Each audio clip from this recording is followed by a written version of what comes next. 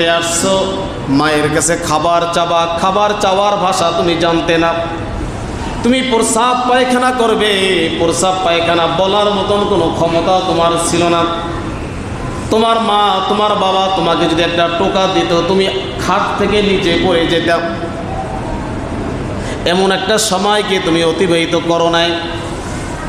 সুতরাং এমন যে সময়টা ছিল, যেই সময় শুধু ক্যা ক্যা করে কান্নার আওয়াজ দিয়ে বা জাতিকে যত সব কথা বুঝাইছো, আঘাত পেয়েছো, কান্না করেছো, মা বুঝতে পারছে যে আমার বাচ্চাটা কষ্ট পাচ্ছে, পেটে ক্ষুধা লেগেছে, খাবারের প্রয়োজন, কান্না করেছ। কান্নার আওয়াজ ছাড়া আর কোনো ভাষা তোমার জানা ছিল না। সেই জিরো থেকে আমি আল্লাহ তাআলা তোমাকে হিরো বানাইলাম। কিন্তু বান্দার শুকরিয়া কি আদায় করবা না?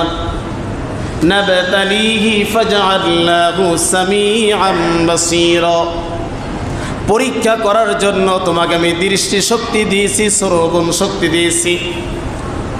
আল্লাহ বলতেছেন নাবতালিহি ফাজআলনাহু সামিআন বাসীরা, পরীক্ষা করার জন্য তোমাকে আমি দৃষ্টি শক্তি দিয়েছি।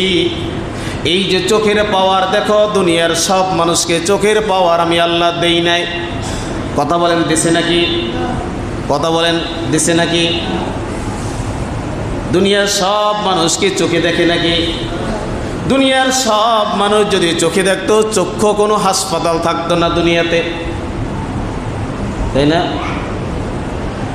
অসংখ্য মানুষ মায়ের গর্ভ থেকে দুনিয়াতে আসে অন্ধত্ব বরণ করে, চোখ দুইটা আল্লাহ তাআলা দেন না। অসংখ্য মানুষ দুনিয়াতে আসে, চক্ষু নিয়ে আসে, কিছুদিন দুনিয়ার আলো বাতাস দেখে, দুনিয়ার রং দেখে তারা, কিন্তু কিছুদিন যাওয়ার পরে আল্লাহ তাআলা তাকে আদেশ করেন, ও ফেরেশতা অমুক বান্দার চোখের পাওয়ার নিয়ে আসো।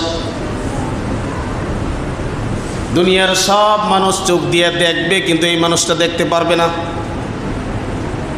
হঠাৎ কোনো না কোনো অজুহাত দিয়ে, কোনো না কোনো বাহানা দিয়ে চোখের পাওয়ার আল্লাহ কেড়ে নেয়। কথা ঠিক কিনা বলেন দেখি? চোখে আর দেখে না। আমার জীবনে বাস্তব এক মুসল্লির কথা বলতেছি। একজন বড় ইঞ্জিনিয়ার ছিলেন, বিএসসি ইঞ্জিনিয়ার। 30 বছর চাকরি করেছে, লেখাপড়া করেছে, শেষ করে 30 বছর চাকরিতে রিটায়ার আসবে। আসার আগ মুহূর্তে সামান্য একটু দুর্ঘটনা ঘটেছে। একটা ফুলকি এসে, একটা ছোট্ট একটা ফুলকি চোখে লেগেছে। সামান্য, ওর চেয়ে বড় ধরনের দুর্ঘটনা অ্যাভেলেবেল হয় মানুষের। সামান্য একটু দুর্ঘটনায় চোখের পাওয়ার একটা বন্ধ হয়ে গেছে। ইন্ডিয়াতে গেছে, চিকিৎসা করেছে, কিছুদিন পর বাম চোখের পাওয়ার বন্ধ হয়ে গেছে। লক্ষ লক্ষ টাকা খরচ করেছে, চোখ দুটো স্পষ্ট দেখা যায়। কোনো মানুষ বুঝবে না যে এই মানুষটা অন্ধ, স্পষ্ট চোখ দুটো দেখা যাচ্ছে, দিক দিয়ে হাঁটতেছে, কিন্তু চোখে দেখে না সে।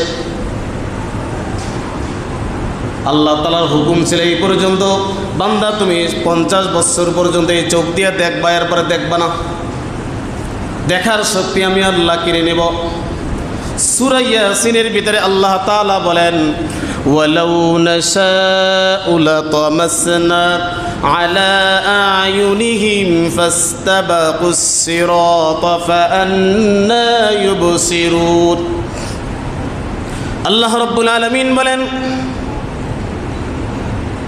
তোমরা যে চক্ষু দিয়ে দুনিয়া দেখতেছো, যেই চক্ষু দিয়ে রাস্তাঘাট দেখতেছো, দুনিয়ার সৌন্দর্য দেখতেছো, আলা আয়ুনিহিম ফাস্তাবাকুস সিরাতা ফাআন্না ইউবসিরুন। আমি আল্লাহ ইচ্ছা করলে মুহূর্তের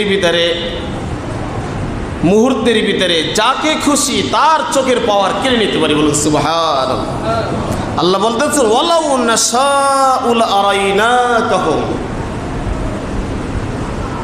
আমি আল্লাহ ইচ্ছা করলে মুহূর্তের ভিতরে যাকে খুশি তাকে, কোনো ব্যক্তিকে পারমিশন নিতে হবে না অমুকের চোখের পাওয়ার আমাকে নিতে হবে, এমন কোনো পারমিশন আল্লাহর নিতে হয় না। নিতে হয় না কি বলেন? আল্লাহ বলেন চোখের পাওয়ার আমি কেড়ে নিতে পারি, ফলে দুনিয়ার কোনো কিছু আর তুমি দেখবে না। কাজী ইন্নাস সামআ ওয়াল বাসারা ওয়াল ফুআদা কুল্লু উলাইকা কানা আনহু মাসউলা। অন্য আরেক সূরার আরেক আয়াতের ভিতর আল্লাহ পাক বলেন ইন্নাস সামআ, নিশ্চয়ই শ্রবণ শক্তি, ওয়াল বাসারা, দৃষ্টি শক্তি, ওয়াল ফুআদা, এই জবান দিয়ে যত কথা বলতেছি কথা বলা, শ্রবণ শক্তি, দৃষ্টি শক্তি, বাক শক্তি, এই তিনটা যে জিনিস যারা আমরা ব্যবহার করতেছি, কুল্লু উলাইকা কানা আনহু মাসউলা, প্রত্যেকটা জিনিস ব্যবহার সম্পর্কে আল্লাহর কাছে জিজ্ঞাসিত হতে হবে। চক্ষু তোমাকে দিয়েছি, চক্ষুকে কোন কাজে ব্যয় করেছো? এই চোখ দ্বারা কি কি জিনিস দেখেছো? আমি আল্লাহ যেটাকে দেখার জন্য আদেশ করেছি সেটা দেখছো কি দেখছো না? আমি আল্লাহ যেটাকে যেদিকে তাকাতে নিষেধ করেছি সেই দিকে তাকাইছো কি তাকাও নাই? চোখকে আল্লাহ জিজ্ঞাসা করবেন। ওয়াসসামা, এই কর্ণশক্তি, দুনিয়াতে বহু মানুষ আছে কানে শোনে না, কথা বাস্তব কিনা? কথা ঠিক কিনা? আছে না? সব মানুষ কি কানে শোনে? সব মানুষ কানে শোনে না। কান কি তাদের নাই? কথা বলেন না, কান কি তাদের নাই? কান আছে, কানে শোনার কোনো পাওয়ার নাই। আল্লাহ বলেন কান দিয়েছি কিন্তু শোনার শক্তি আমি দেই নাই, শ্রবণ শক্তি আমি দেই নাই। কিন্তু তোমাকে যে শ্রবণ শক্তি দিয়েছি তুমি কি শ্রবণ করেছো বলো? অনেক মানুষকে শ্রবণ শক্তি দেই নাই। বান্দা তোমাকে আমি শ্রবণ শক্তি দিয়েছি, এই শ্রবণ শক্তি কোন কাজে ব্যয় করেছো? কানের ভিতরে হেডফোন দিয়ে ব্লুটুথ লাগাইয়া তুমি গান শুনেছো, এটা আমি আল্লাহ নিষেধ করেছিলাম। গান শুনবে শয়তানে, কোরআন শুনবে মুমিনে, কোরআন শুনবে মুমিন বান্দায়, গান শুনবে শয়তানে। আমি আল্লাহ বলেছিলাম গানের আওয়াজ কানে ঢুকায়ও না, অশ্লীল ভাষা যারা বলে কানে দিও, কানের ভিতরে ঢুকায়ও না। নবীজি রাস্তা দিয়ে যদি হেঁটে যেতেন, কোনো গানের আওয়াজ যদি পাইতেন, অশ্লীল কোনো ভাষার আওয়াজ যদি আসতো কানে, সাথে সাথে কানের ভিতরে আঙ্গুল দিতেন, দুই কানে এভাবে আঙ্গুল দিতেন। কিছু দূর সামনে যাওয়ার পরে আবার একটু ছেড়ে দেখতেন যে ওই আওয়াজগুলো কানে আসে কিনা। সাহাবায়ে কেরাম বলেন ইয়া রাসূলুল্লাহ এই কাজটা এইভাবে কেন করেছেন?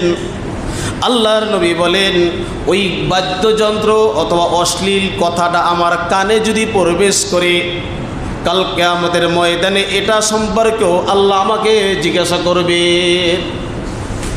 এই জন্য ওই আওয়াজ যদি কানে না ঢোকে, এই জন্য দুইটা আঙ্গুল কানের ভিতরে আমি ধরে রেখেছি। ওয়াল ফুআদা, এই যে দুইটা ঠোঁট দেখেন, বর্তমান যুগে আমরা যারা আছি 99% মুসলমানদের ঠোঁট জবান নাপাক হয়ে গেছে। কথাকে বিশ্বাস করেন? জবান ঠিক নাই, মিথ্যা কথা বলে, ওয়াদা বরখেলাফ করে, এই জবান দিয়ে অন্য আরেকজন ব্যক্তিকে আক্রমণ করে। মনে রাখবেন এই জবান দ্বারা কোনো মানুষকে যদি আক্রমণ করা হয়, জারাহাতিল লিসান লাহাল ইলতিয়াম ওয়ালা ইয়ালতামু মা জারাহাল লিসান। কবি বলেন কুড়াল দিয়ে কোনো মানুষকে যদি আক্রমণ করা হয়, চাকু দ্বারা কোনো মানুষকে যদি আক্রমণ করা হয়, ক্ষত ভালো হয়ে যায়।